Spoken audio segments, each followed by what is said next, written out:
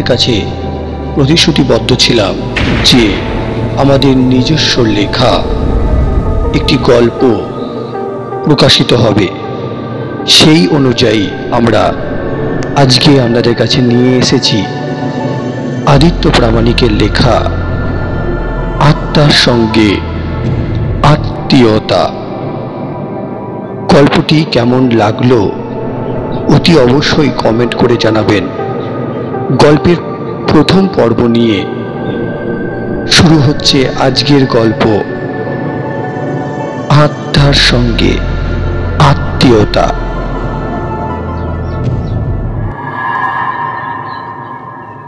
জীবনের কিছু পর্যায়ে এমন ঘটনা ঘটে সেই স্মৃতি আঁকড়িয়ে সারাটা জীবন কাটিয়ে দেওয়া যায়।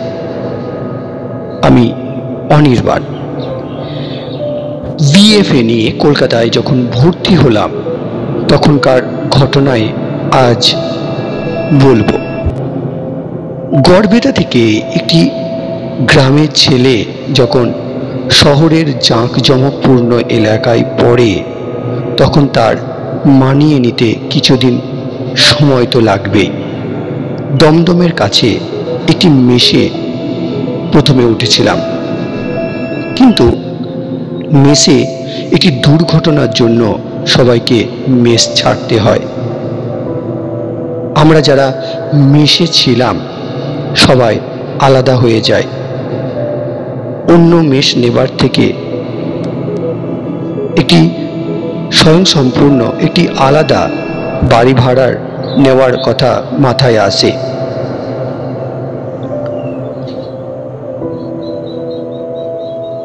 ঘটনাটা আজ থেকে প্রায় 20 বছর আগেকার। তখন 500 টাকায় ঘর ভাড়া পাওয়া যেত, তাই দমদমের কাছে একটি ঘর ভাড়া পাওয়া গেল, সেটা অনেক খোঁজার পর। বর্তমানে সেটি এখন হনুমান দুটি ঘর, একটি ড্রয়িং রুম ও রান্না করার জায়গা, হাতে যেন চাঁদ পাওয়া গেল। মালিক ঘর দেখিয়ে বলে গেলেন যে মাসের প্রথমে এসে উনি আবার তদারকি করবেন, খবর নিয়ে যাবেন। জিনিসপত্র গুছিয়ে প্রথম দিন বিশ্ববিদ্যালয়ে গেলাম। যাই হোক, প্রথম দিন বেশ ভালোই কাটলো। দ্বিতীয় দিন বিশ্ববিদ্যালয়ে যাবার জন্য তৈরি হয়েছি, জাস্ট বের হয়েছি, এমন সময় বাড়ির সামনে আরেকটি বাড়ি রয়েছে। সেই বাড়ির বারান্দায় এক ভদ্র মহিলা একটু আগ্রহের দৃষ্টিতে যেন তাকাচ্ছিল, যেন কিছু বলবার চেষ্টা করছিল। একে তো একা থাকি, তার উপর আবার অচেনা পরস্ত্রী, এমনভাবে তাকানোতে একটু অস্বস্তি বোধ হয়েছিল। এড়িয়ে চলে যাওয়া ছাড়া আমার আর কোনো উপায় ছিল না। তবে এই ঘটনা কিন্তু একদিনেই থেমে থাকলো না। প্রায় প্রত্যেক দিনই উনি ঠিক আমার যাবার সময় বারান্দায় দাঁড়িয়ে থাকেন।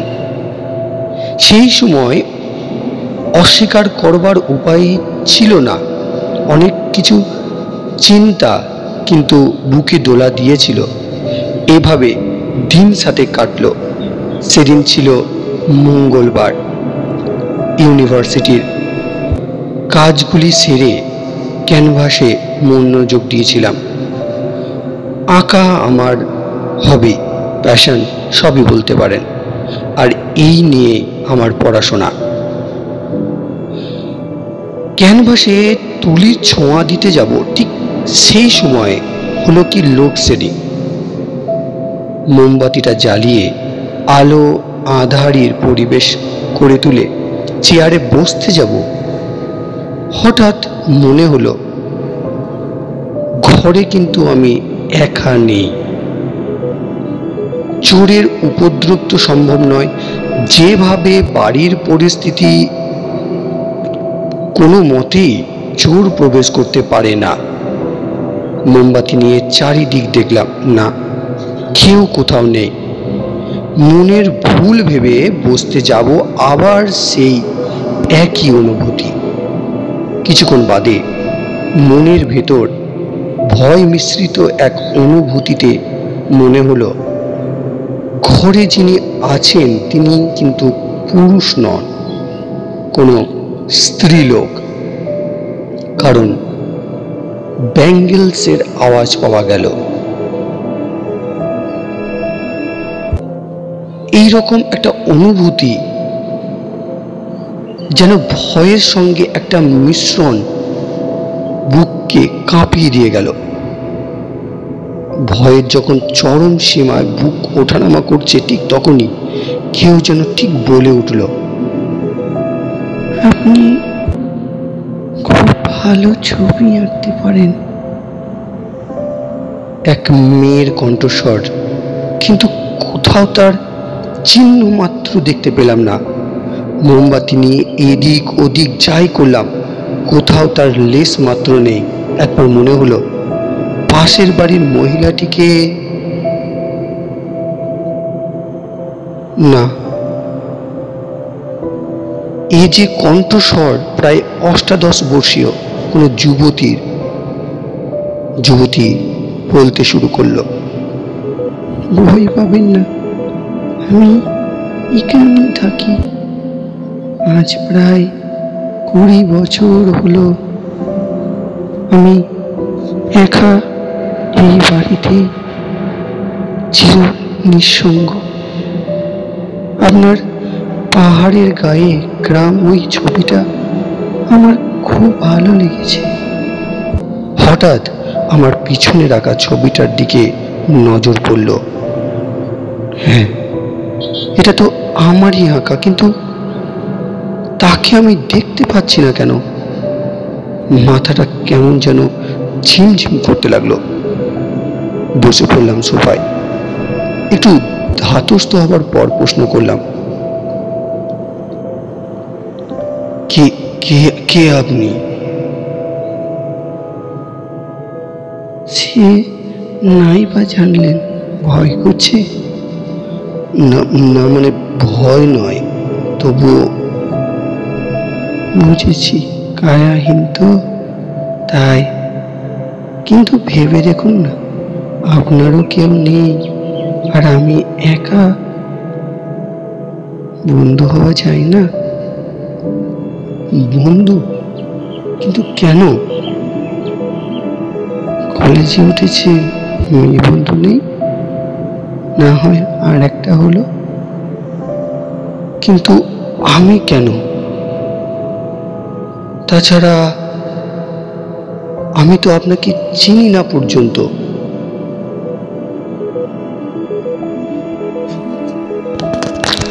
তাতে কি হয়েছে? আর এখন তো আমি সব কিছুর ঊর্ধ্বে, জানেন, সব কিছু পাওয়া যায়, কিন্তু মনের মতন কাউকে পাওয়া যায় না। ততক্ষণে একটু ধাতস্থ হয়েছি। আমি যেমন অন্ধকারেও অল্প অল্প দেখা যায়, তেমন নিজেকে ধাতস্থ করলাম। আমি বললাম, যদি বন্ধু হতেই হয় তাহলে আপনার সব কিছু জানতে হবে আমাকে। কেন? অজানা থেকে কল্পনায় আমাকে কি কোনোভাবে গড়ে তোলা যায় না নতুন করে? না, কিছু তো বলুন, কেন আপনার এরকম হলো? কোথা থেকে বা এলেন? কে আপনি? বেশ, যদি নাই বলেন তাহলে কিন্তু। আচ্ছা, বেশ বলবো, তবে একটা শর্ত আমারও আছে। আমি কোনোদিন কিন্তু দেখা দেব না। আমি রাজি হলাম, বললাম, বলুন শুনি। আমি কেতকী, এই বাড়ির ছোট ছেলের ছোট বউ। প্রায় জোর করেই আমার অনিচ্ছায় আমাকে বিয়ে দিয়ে দেওয়া হয়। আমার জীবনেও কেউ একজন ছিল, তা কেউ কোনোদিন জানতেও চায়নি, আর জানলেও মেনে নিত না। তবে তাকে আমি সব কিছু উজাড় করে দিয়েছিলাম। সেও আপনার মতো ছবি আঁকতে পারত, খুব সুন্দর। প্রায় না বলেই মামার বাড়িতে নিয়ে গিয়ে মিথ্যা বলে বিয়ে দিয়ে দিল আমার বাবা। সে জানতই না কত স্মৃতি ছিল আমাদের দুজনের। ও বলাই হয়নি, আমার নিশ্চিন্দপুর গ্রামে বাড়ি ছিল, সেখানেই আমার বেড়ে ওঠা। আমার ভালোবাসা স্কুলের বাগানে, নদীর ধারে ওর কাঁধে মাথা রেখে কত সুখের দিন কাটিয়েছি। যেদিন বিয়ের খবর, বিয়ের কথা বলল, আমি একটু হকচকে গেছিলাম।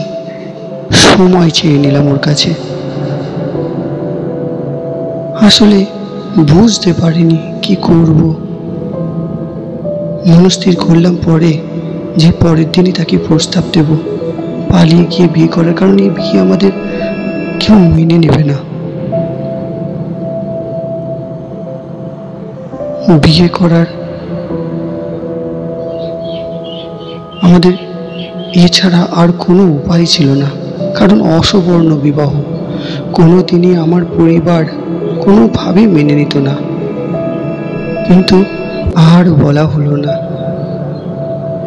বিয়ে হলো, কিন্তু বর আমার ছিল পাশবিক।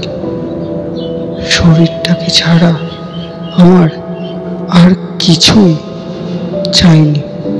না বুঝেছে আমাকে। যেদিন মনোকষ্টে ভুগতে ভুগতে অসুস্থ হয়ে পড়লাম, সেদিন আমার প্রয়োজন পড়ালো।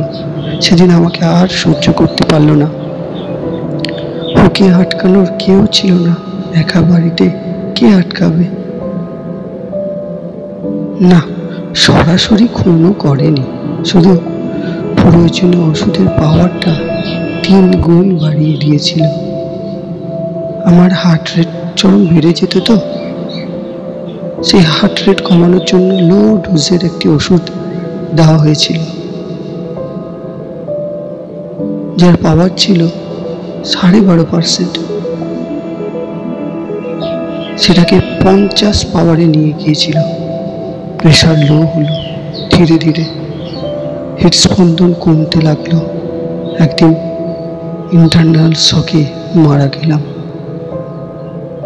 এতক্ষণ আমি চুপ করেছিলাম, মনটা ভারাক্রান্ত হয়েছিল। দেখলাম খুব আকাশে আভা, কিন্তু কিছু একটা জিজ্ঞাসা করতে গেলেই দেখলাম সে আর নেই।